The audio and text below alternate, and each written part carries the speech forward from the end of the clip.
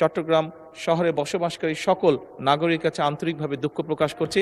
Chittagong city কর্পোরেশনের যে প্রশাসক আছে ওনার সাথে আমার কথা হয়েছে, উনি এর মধ্যেই চেষ্টা করছেন।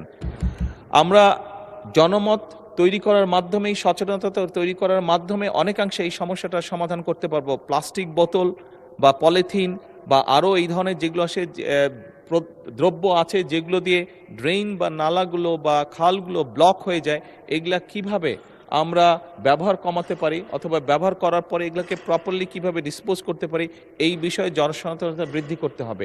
এটি সরকারের পক্ষ থেকে উদ্যোগ নেওয়া হচ্ছে মাননীয় স্পিকার, কিন্তু আমরা সংসদ সদস্য যারা, আমি মনে করি আমাদের একটি নৈতিক দায়িত্ব আছে এই বিষয়ে জনগণকে সচেতন করার।